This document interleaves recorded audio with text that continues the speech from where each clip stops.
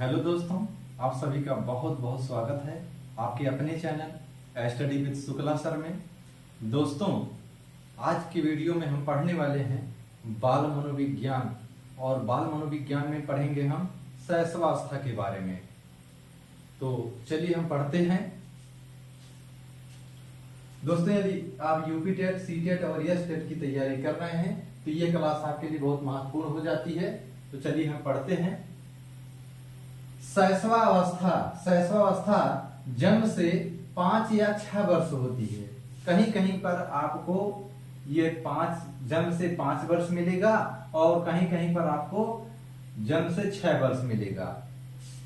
शैशवावस्था को इन्फेंटी कहा जाता है।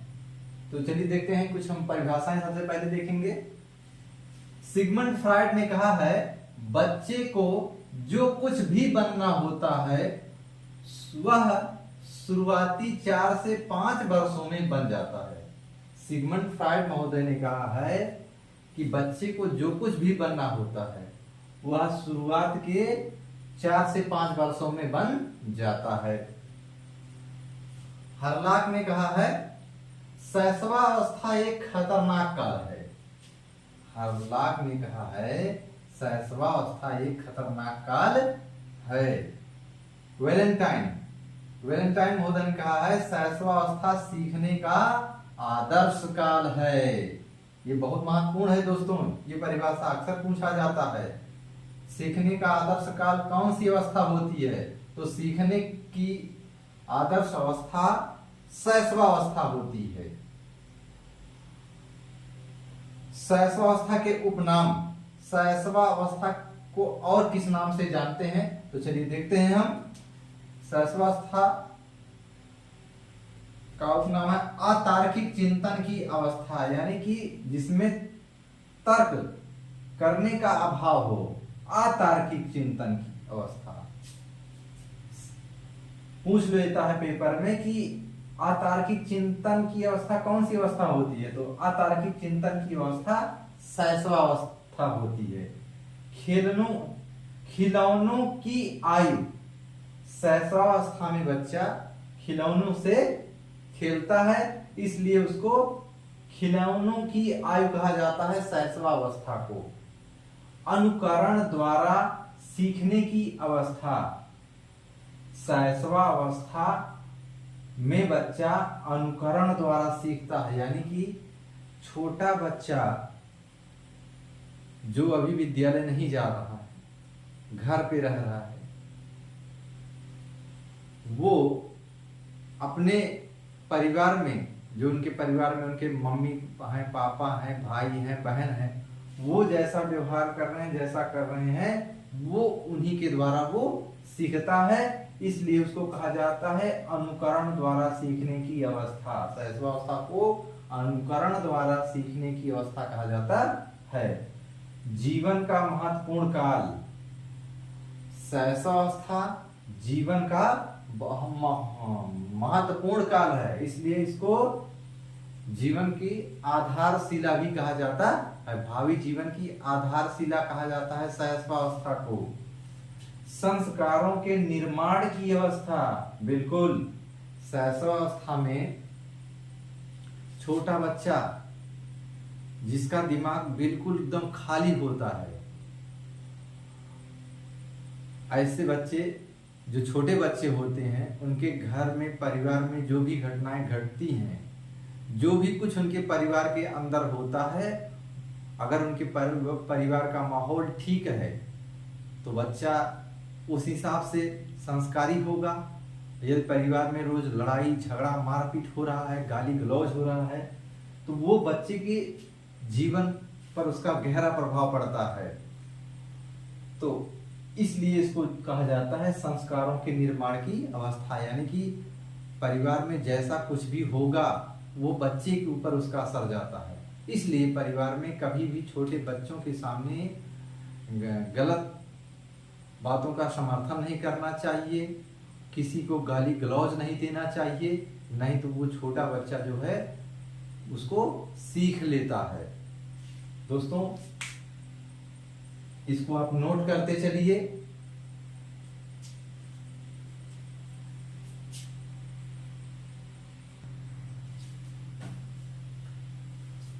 शैशवावस्था की विशेषताएं, शैशवावस्था की विशेषताएं हम देख लेते हैं। शारीरिक व मानसिक विकास की तीव्रता। शैशवावस्था में बच्चे का शारीरिक और मानसिक विकास तेजी से होता है। परीक्षा में पूछ सकता है कि किस अवस्था में बच्चे का शारीरिक व मानसिक विकास तेजी से होता है, तो शैशवावस्था में बच्चे का शारीरिक और मानसिक विकास तेजी से होता है। बच्चा शैशवावस्था में उसकी लंबाई, उसकी ऊंचाई में तेजी से वृद्धि होती है। मानसिक विकास में बच्चे का 90% विकास, शैशवावस्था में बच्चे का मानसिक विकास हो जाता है। बाकी 10% किशोरावस्था में जाते जाते बच्चे का 100% विकास हो जाता है। यानी कि बच्चे का शारीरिक और मानसिक विकास की तीव्रता शैशवावस्था में होती है। भावी जीवन की आधारशिला, बिल्कुल शैशवावस्था ही बच्चे की भावी जीवन की आधारशिला तय करती है। यानी कि बच्चे को क्या बनना है, यह शैशवावस्था में ही तय हो जाता है। उसके परिवार का जो भी वातावरण होगा, बच्चे के ऊपर उसका प्रभाव पड़ता है, उसी हिसाब से उसकी आधारशिला, उसकी बुनियाद तय होती है। बोलने की अयोग्य अवस्था। शैशवावस्था में बच्चा बोल नहीं पाता ठीक ढंग से, वो इंद्रियों के द्वारा कार्य करता है। बच्चा इंद्रियों के जरिए सीखता है, इंद्रियों के द्वारा अनुकरण करता है। इसलिए जो है कहा जाता है कि बोलने की अयोग्य अवस्था। जैसे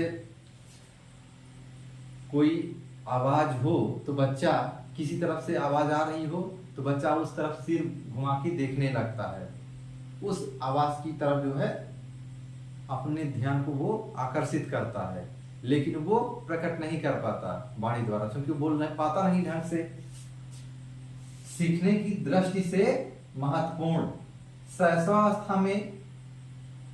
शैशवावस्था की जो आयु होती है, इस अवस्था में बच्चा जो है सीखना चाहता है, जिज्ञासा प्रबल होती है।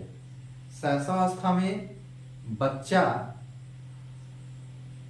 सभी चीजों को बहुत आश्चर्यचकित नजरिए से देखता है, वो उसको जानना चाहता है, उसमें जिज्ञासा होती है कि ये क्या चीज है, कैसे है, क्यों है, ये बच्चे में होती है, इसलिए इसमें जिज्ञासा प्रबल होती है। ये शैशवावस्था की विशेषता है दोस्तों, इसको आप नोट कर लीजिए।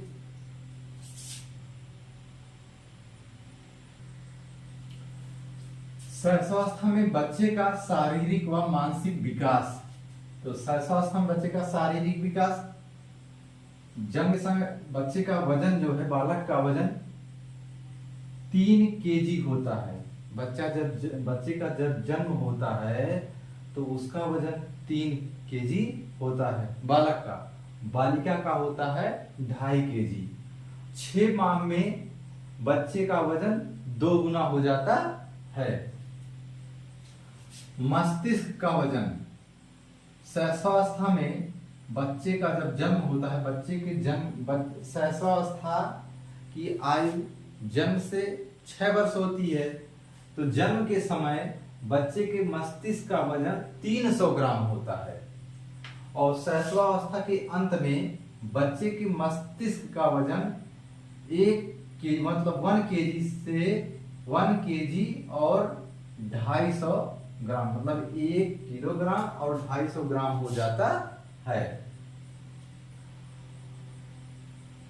हड्डियों की बात करें, यानी बोन यानी हड्डियों की बात करें तो शैशवावस्था में बच्चे की 270+ हड्डियां होती हैं, और यह बाल्यावस्था में जाते जाते 300 से अधिक हो जाती हैं, और फिर बच्चा जब किशोरावस्था में प्रवेश करता है तो उसकी हड्डियां घट करके 206 हो जाती हैं। किशोरावस्था में बच्चे की 270 प्लस हड्डियां होती हैं, बाल्यावस्था में 300 प्लस हो जाती हैं, और किशोरावस्था में घट करके 206 हड्डियां हो जाती हैं। यानी कि बहुत जब बच्चा जन्म होता है बच्चे का, बहुत छोटी छोटी हड्डियां होती हैं। जैसे जैसे बच्चा बड़ा होता है तो छोटी छोटी हड्डियां मिल करके बड़ी हड्डी बन जाती हैं, तो छोटी हड्डियां नहीं रह जाती। इसलिए जो है शैशवावस्था और बाल्यावस्था में बच्चे की हड्डियों की संख्या ज्यादा होती है। तो किशोरावस्था में 206 हड्डियां होती हैं। जन्म के समय बच्चे के दांत नहीं होते हैं और मांसपेशियां शैशवावस्था के अंत तक 25% विकसित हो जाती हैं। दोस्तों इसको नोट करते चलिए।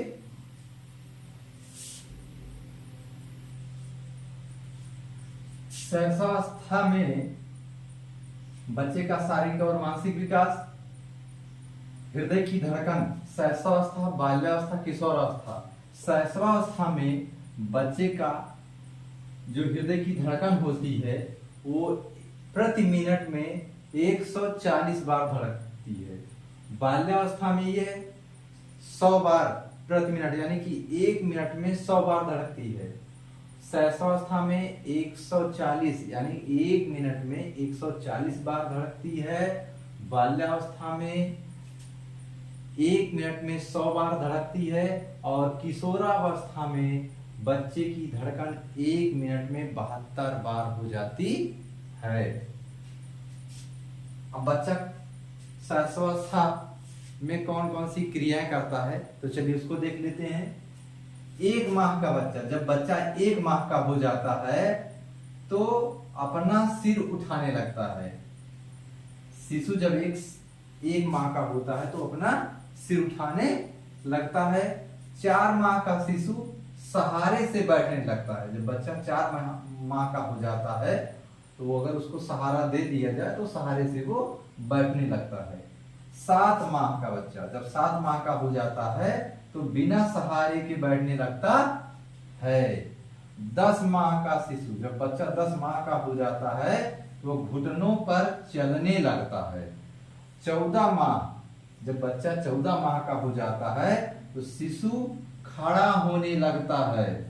और 15 माह बच्चा जब 15 माह का हो जाता है शिशु तो वह अपने पैरों से चलने लगता है।